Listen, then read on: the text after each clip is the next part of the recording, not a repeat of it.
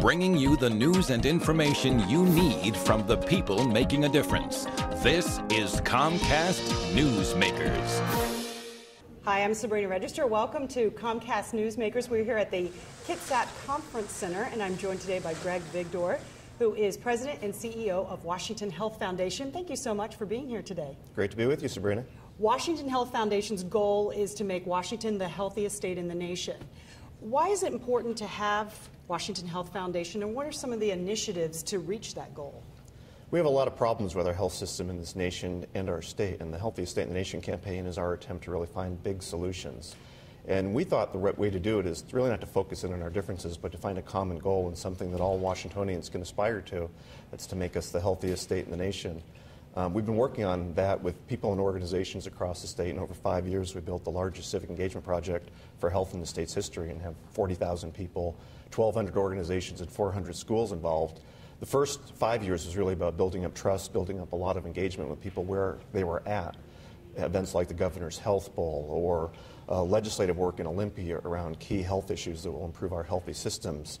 Right now, though, the issues are bigger and the problems are growing, and so we've really focused our campaign down to a few core areas, such as improving our really poor performance on receipt of proven preventive care, building a health home for every Washingtonian, and really importantly, national health reform. I want to ask you not so much about swine flu, but I want to use that as an illustration to find out what lessons we have learned. How prepared or ill-prepared is Washington for some sort of health emergency in the future? What have you learned? Swine flu is a really good lesson for us, and it shows, I think, both the strengths of the system and the weaknesses of the system.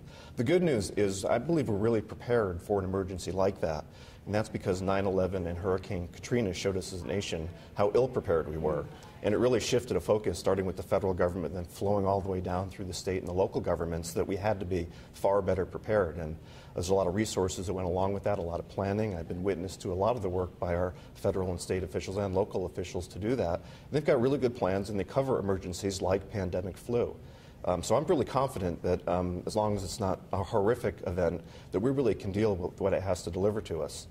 The problem with it is actually much more about the regular emergencies we face on a regular basis across the state. And that's because even while we've been putting a lot of money into emergency preparedness for the big events, we've really done a poor job of investing in the public health system, which is where we go for our day-to-day protections around the things we eat and the water we drink.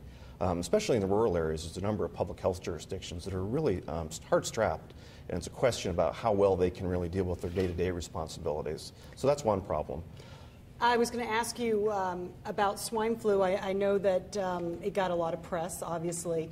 A lot of people concerned about it. In fact, you blogged about it. You're a blog contributor on the Seattle PI's Seattle Views page. What else have you blogged about that you thought was important?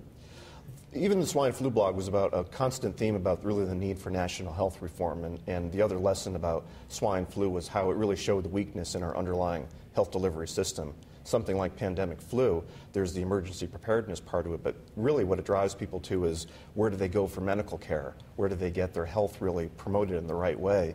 And so many of us are really unconnected with the system.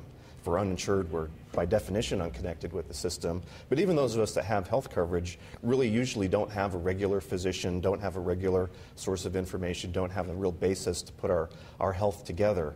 And that's a lot of the topics we've been blogging about, is the problems with the health system, less from just complaining about it and more from saying, here's an agenda of how we can fix it and fix it now. And also, I know that you've talked in the past about prevention being a component of national reform, national health care reform, and not just something that sits on the back burner. Can you quickly explain that? Certainly. Most of the health care reform debate has historically been about money. It's been about the medical care delivery system, how it's financed, how it's structured. It's a really important issue. It's a huge problem in terms of where our government money goes. It's a huge issue for businesses trying to be competitive in a global marketplace. It's a huge issue for each of us individually. But the really bigger question is the value of the system itself. And when you start to ask yourself what it is we're trying to produce, it's health. And prevention does that. Greg Vigdor, Washington Health Foundation, thank you so much. And thanks for watching Comcast Newsmakers.